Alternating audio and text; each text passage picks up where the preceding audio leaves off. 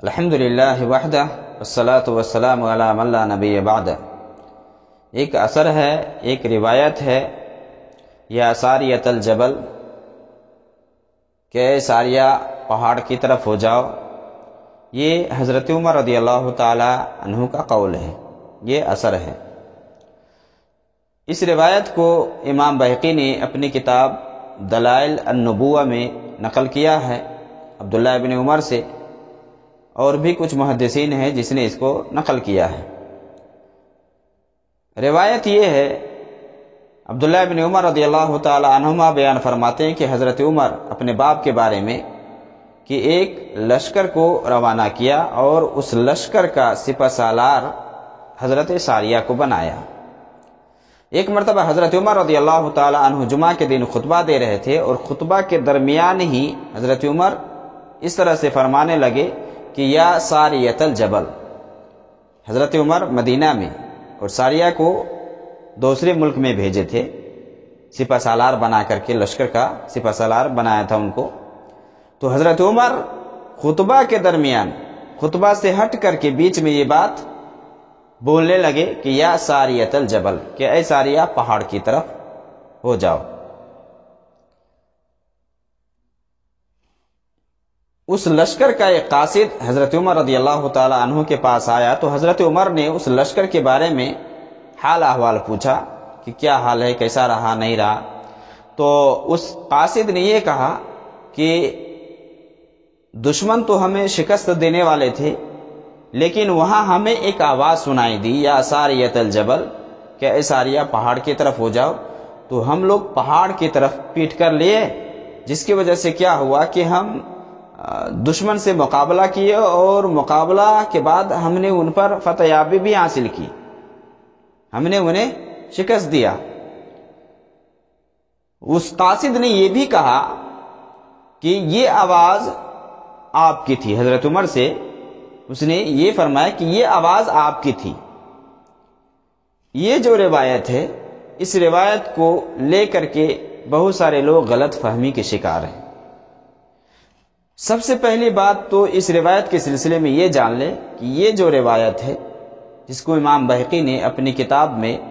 اور دوسرے کچھ علماء ہیں یا محدثین ہیں جس نے اس کو نقل کیا ہے، علماء کے درمیان، محدثین کے درمیان دو رائے ہے اس حدیث کے صحت اور ذوق کے سلسلے میں۔ کچھ لوگ اس روایت کو حسن قرار دیتے ہیں، اور کچھ ہیں جو کہتے ہیں کہ نہیں، یہ روایت ضعیف ہے، کمزور ہے، یہ صحیح نہیں ہے۔ جو لوگ تحسین کے قائل ہیں ان میں سے ایک حافظ ابن حجر بھی ہے، جنہوں نے اپنی کتاب الاصابہ فی معرفت الصحابہ میں اس کو نقل کیا ہے، اور اس کی سند کو حسن قرار دیا ہے۔ اسی طرح سے حافظ ابن کثیر نے بھی جید کہا ہے، اور بھی بہت سارے علماء ہیں جو اس کے تصحیح کے قائل ہیں، یعنی صحیح کے قائل ہیں، تصحیح کرتے ہیں۔ دوسرے جو علماء ہیں یا محدثین ہیں جن کا یہ کہنا ہے کہ یہ روایت سندن صحیح نہیں ہے، اور جن سندوں سے یہ روایت ہے وہ دو، عام طور سے دو روایت یا دو سندوں سے یہ روایت آتی ہے۔ ایک سند تو بالکل ضعیف ہے، اور ایک سند ہے محمد بن عجلان کے حوالے سے۔ تو یہاں کہتے ہیں کہ محمد بن عجلان عنانا سے یہ روایت کرتے ہیں، حالانکہ یہ بھی ذکر ملتا ہے کہ محمد بن عجلان نے حدثنا سے بھی ذکر کیا ہے۔ تو جس کے بنیاد پر علماء میں اس روایت کو لے کر دو رائے ہے، کچھ تحسین کرتے ہیں یعنی حسن قرار دیتے ہیں، اور کچھ ہے جو تضعیف کرتے ہیں، ضعیف کہتے ہیں کہ یہ روایت ضعیف ہے، صحیح نہیں ہے۔ یہ روایت اگر ہم مان لیتے ایک منٹ کے لیے کہ یہ روایت حسن درجے کی ہے، تو اس کا مطلب یہ نہیں ہے کہ حضرت عمر رضی اللہ تعالیٰ عنہ غیب جانتے تھے، جیسے کہ لوگ غلط فہمی میں شکار ہے کہ دیکھو حضرت عمر رضی اللہ تعالیٰ عنہ مدینہ میں تھے، اور وہاں سے بلائے تو آواز کہیں اور سنائی دی، اور حضرت عمر رضی اللہ تعالیٰ عنہ کو وہاں کے بارے میں پتہ چل گیا۔ میرے بھائی، یہ کہاں سے لایا آپ نے کہ حضرت عمر غیب جانتے تھے؟ کہاں سے آپ نے یہ بیان کیا کہ حضرت عمر رضی اللہ تعالیٰ عنہ غیب جانتے تھے؟ دیکھیے، کرامت کا جو معاملہ ہوتا ہے، اللہ رب العالمین اپنے نیک بندوں کی مدد کرتا ہے کرامت کے ذریعے سے، یہ کوئی عجیب و غریب بات نہیں ہے۔ خرق عادت اگر کوئی چیز ظاہر ہو جائے، اللہ اپنے اولیاء کے ہاتھوں پر اگر ظاہر کر دے، تو اس کا مطلب یہ نہیں کہ ہم اسے غلط استدلال کریں۔ بہت سارے صحابہ ہیں جن کے ہاتھ پر کرامات ظاہر ہوئے ہیں، تو اگر ہم مان لیتے ایک منٹ کے لیے کہ یہ روایت حسن درجے کی ہے، تو حسن درجے کی ہے تو یہ کرامت کہا جائے گا حضرت عمر رضی اللہ تعالیٰ عنہ کے لیے۔ یہ نہیں کہ حضرت عمر رضی اللہ تعالیٰ عنہ غیب جانتے تھے اور غیب کے ذریعے سے آپ کو پتہ چل گیا کہ حضرت ساریہ یا ان کے جو متبعین ہیں، ان کے ساتھ جو لوگ ہیں، ان کے لشکر میں جو لوگ ہیں، ان کے ساتھ جو کچھ ہو رہا ہے حضرت عمر رضی اللہ تعالیٰ عنہ کو پتہ چل گیا۔ بالکل نہیں، کیونکہ وہی حضرت عمر رضی اللہ تعالیٰ عنہ جب نماز پڑھا رہے تھے فجر کی نماز میں، ان کے اوپر جب حملہ ہوا تو ان کو یہ بھی پتہ نہیں چل سکا کہ میرے پیچھے ایسے لوگ ہیں جو ہمیں قتل کرنا چاہتے ہیں، یا ایسا بھی آدمی ہے جو مجھے قتل کر دے گا۔ اگر حضرت عمر رضی اللہ تعالیٰ عنہ کو غیب کا اگر علم تھا، غیب جانتے تھے، تو پھر انہیں تو پتہ چل جانا چاہیے نا کہ حضرت عمر رضی اللہ تعالیٰ عنہ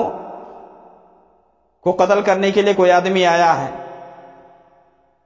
تو یہ پتہ نہیں چل سکا تو کیسے کہا جائے گا کہ یہ روایت حضرت عمر رضی اللہ تعالیٰ عنہ کے غیب جاننے پر استدلال کرتی ہے، یا اس روایت سے جو استدلال کرتے ہیں کیسے کہا جائے گا؟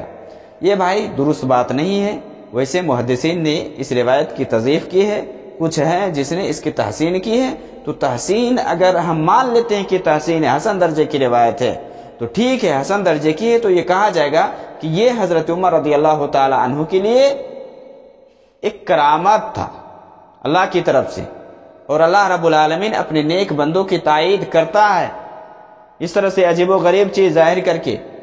یعنی عادت کے خلاف کوئی کرشمہ ظاہر کر دے،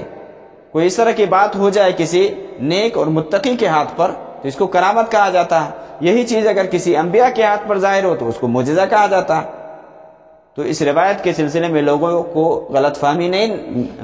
میں نہیں رہنا چاہیے، اور یہ استدلال کرنا بالکل غلط ہے کہ حضرت عمر رضی اللہ تعالیٰ عنہ غیب جانتے تھے یا غیب کا علم حضرت عمر کو تھا، یہ غلط بات ہے، یہ صحیح نہیں ہے۔ ویسے اس روایت کے سلسلے میں محدثین نے کلام کیا ہے، تو آپ اگر تحسین کے قائل ہیں، کہتے ہیں کہ یہ حسن ہے، حسن کا درجہ دیتے ہیں اس روایت کو، تو اس سے غلط استدلال مت کیجیے۔